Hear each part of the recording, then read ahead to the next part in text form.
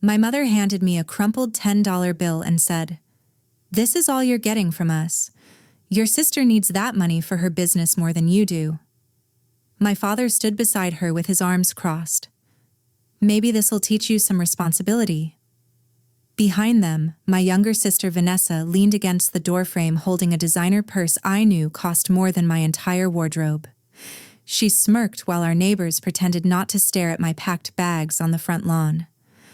I took the bill without crying, without begging. What they didn't know was that I didn't need them anymore. My name is Sophia. I'm 24 years old. I grew up as the practical daughter in a middle-class family where nothing I did ever seemed to matter. My younger sister Vanessa, she's 22, always got everything. The car when she turned 16, full college tuition, $15,000 to start a boutique. She said would make her the next big thing. Me? I worked since I was 16, paid my own way through community college studying graphic design, spent nights at a coffee shop job so I could afford textbooks and software subscriptions. My parents called my work a hobby, not a real career, not like Vanessa's bigger dreams. For 2 years, I'd been quietly building a freelance design business online, modest income, growing client list. I never told my family about it because honestly, they wouldn't have cared. I was invisible next to Vanessa. Always had been. They never noticed the late nights I spent designing logos and branding packages. Never asked about the laptop I carried everywhere or why I was always sketching. To them, I was just making birthday invitations and playing around on the computer. Vanessa got the spotlight, the praise, the money. I got the leftover attention when they remembered I existed. If you've ever been the forgotten child while your sibling got everything, hit subscribe and tell me where you're watching from. I need to know I'm not alone in this. 3 months before they kicked me out, I asked my parents for an $800 loan. I needed to upgrade my laptop. The one I had was 5 years old and crashing every time I tried to run design software. I had clients waiting, projects backed up. My father actually laughed. "You want us to fund your little art project?" he said. We were sitting in the kitchen. My mother didn't even look up from her phone. "We just gave Vanessa $15,000, she said. "We can't keep supporting both of you." That's when Vanessa walked in. She didn't say hello. She didn't acknowledge me at all. She just complained that the money they'd given her wasn't enough, and that she needed a better location for her boutique. I sat there holding my laptop with the cracked screen while my parents immediately shifted their entire focus to her. "How much more do you need, sweetheart? We can look at properties this weekend. Whatever you need to succeed." I left. The kitchen. Nobody noticed. 2 weeks later, Vanessa's boutique failed. She'd blown most of the money on trips to fashion weeks and designer clothes for herself. The rest went to Instagram ads that brought in 0 customers. My parents covered all her losses, paid her rent, never mentioned it again. At family dinner that same week, I mentioned I'd just landed a $3,000 freelance contract, my biggest yet. My father said, "That's nice, honey," and changed the subject to Vanessa's next business idea. Vanessa looked across the table at me and smiled. "When are you getting a real job?" I didn't answer. A month later, everything broke. I came home from the coffee shop to find my parents waiting in the living room. Vanessa stood behind them, looking way too pleased with herself. "We need to talk," my father said. My mother folded her hands in her lap. "Vanessa needs your room." I actually laughed. "What?" "She needs space for her designer collection," my mother continued. "It's important for her brand.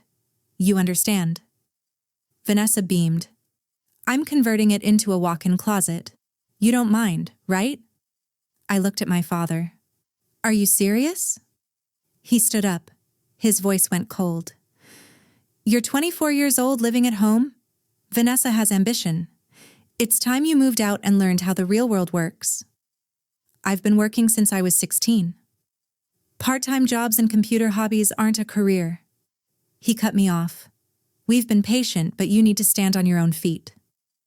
My mother reached into her purse and pulled out a crumpled $10 bill. We're not supporting you anymore, she said, holding it out. Vanessa needs this space. I stared at the money. You're kicking me out. We're motivating you, my father corrected. You have 48 hours. Vanessa didn't even try to hide her smile. That's how I ended up on the lawn with my entire life packed into 4 garbage bags and a $10 bill that was supposed to teach me about the real world. The next morning, I tried one more time. I found my mother in the kitchen making breakfast.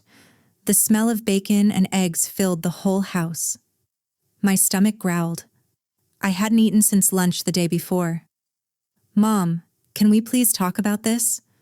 She didn't turn around. There's nothing to talk about, Sophia. That's when I noticed the table.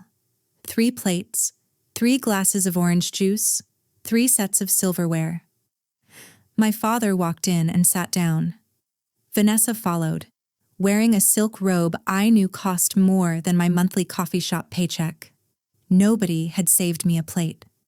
We already ate, my mother said, finally looking at me.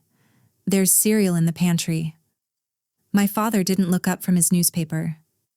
48 hours means 48 hours. Vanessa picked up her mimosa, a mimosa at 9 in the morning, and smiled at me over the rim. Struggle builds character, sis, she said. You'll thank us. I didn't eat the cereal. I left. I asked my aunt if I could stay with her temporarily, just until I found a place. She said she'd think about it and talk to the family. That weekend, there was a gathering at my uncle's house. I showed up hoping my aunt had good news. Instead, she announced my situation to everyone. Can you believe it? She said loudly across the patio. They actually kicked Sophia out. My uncle turned to me. Wait, they kicked you out. What did you do wrong? Everyone stared. Vanessa jumped in before I could answer.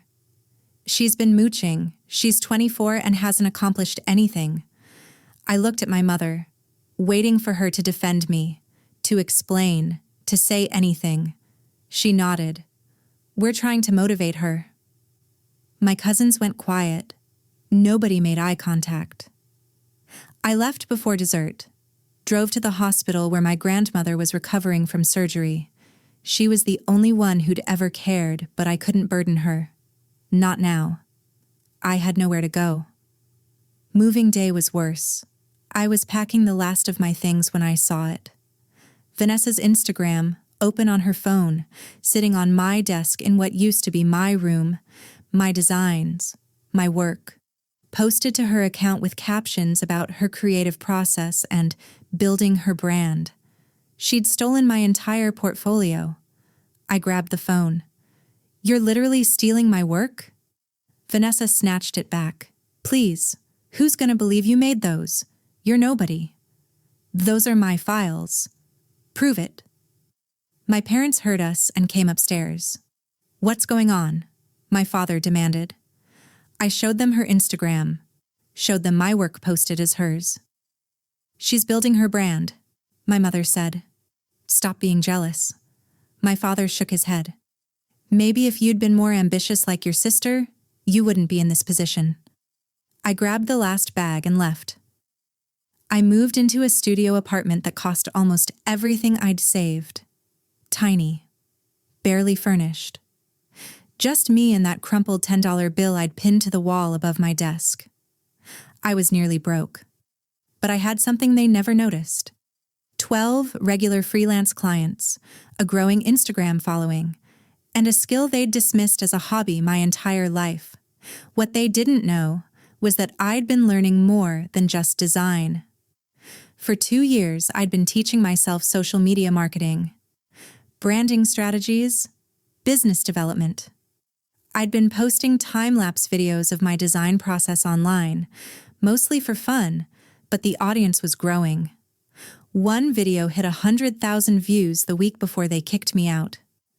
That same week, A startup reached out about a $5,000 brand identity package. My biggest contract ever.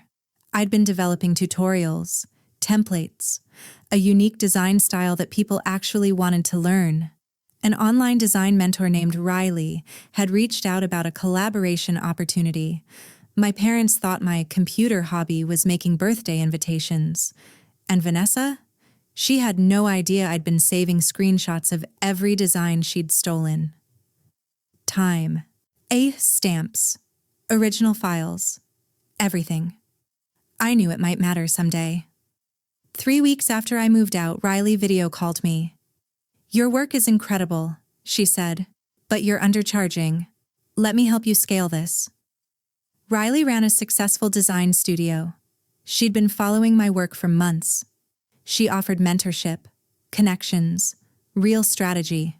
Within days, I landed a $5,000 contract, then $8,000. I created an online course teaching my design techniques. Sold 50 copies the first week at $200 each. $10,000 in revenue, in 1 week. Meanwhile, the family group chat stayed active. I was still included, but nobody talked to me directly. Vanessa kept posting about her new business venture. My parents praised every word. My mother sent one message. "Sophia, how are you managing?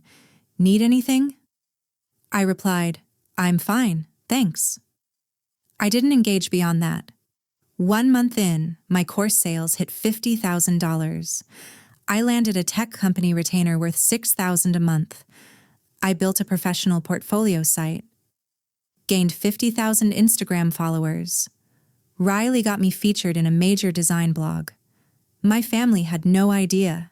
They never checked my social media, never asked what I was actually doing.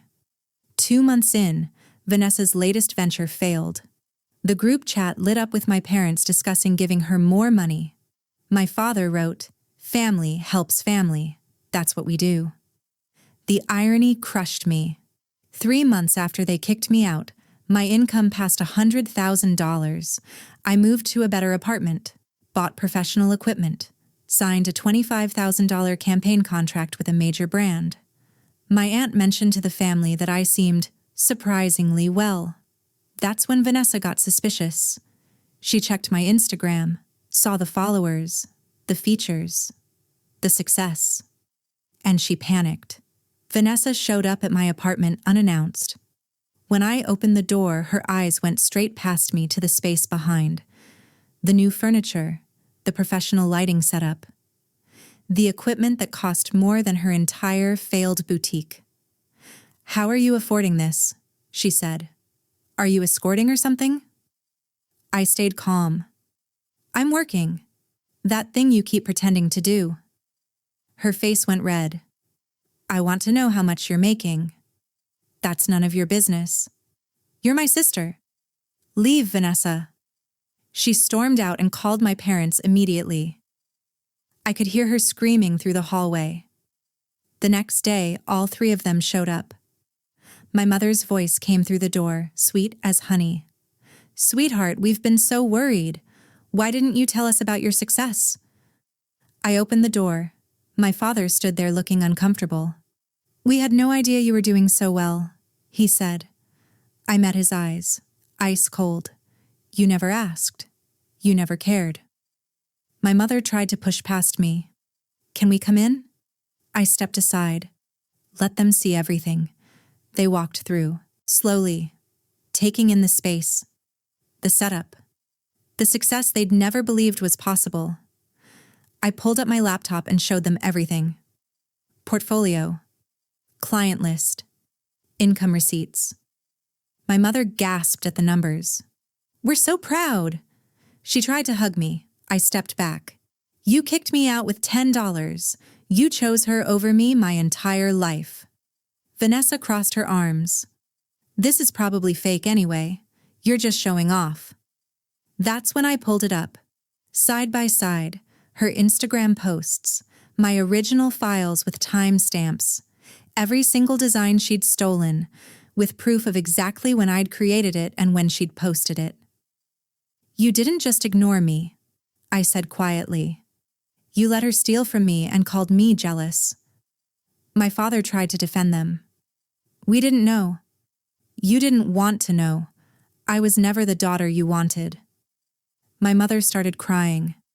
We made mistakes, but we're here now. We're family. No. I shook my head. Family doesn't throw you away. Family doesn't hand you $10 while funding your sister's fourth failed business. My father's voice got desperate. What do you want? An apology? I don't want anything from you anymore. I built this without you. I pointed to the wall where that $10 bill hung in a frame. That reminds me every day that I'm worth more than you believed. Vanessa shot back. So you're cutting us off? You're just bitter. I'm not cutting you off, I said. I'm just done pretending you were ever there for me. You can leave now. They stood there, silent, finally moving toward the door. Vanessa looked back. You'll regret this. The only thing I regret is believing you'd ever change. The door closed behind them, and I felt lighter than I had in years. Days later, extended family started reaching out. Word had spread. Some apologized. Some asked for money. I ignored the ones asking for money. I blocked Vanessa completely, put my parents at extreme distance, occasional text messages, nothing more. I focused on my business and the real community I'd built online. People who valued the work, who saw me. 6 months later, I was featured in a major design publication. My business hit $250,000 in revenue. Riley became a genuine friend and business partner. My grandmother recovered from her surgery. She was the only family member at my celebration dinner. I always knew you had it in you, she said, squeezing my hand. I realized something then. Chosen family, friends, mentors, community is more real than biology ever was. That $10 bill still hangs in my office. I added a small plaque below it. This is what they thought I was worth. I proved them wrong. I didn't need their approval to succeed. I just needed them to get out of my way. If this story hit home for you, I need you to do something for me. Hit that subscribe button and drop a comment telling me where you're watching from. Have you ever been underestimated by the people who were supposed to believe in you most? Your story matters. Share it below. I read every single one. And remember, their doubt doesn't define your worth. Your success does. Thanks for listening. I'll see you in the next one.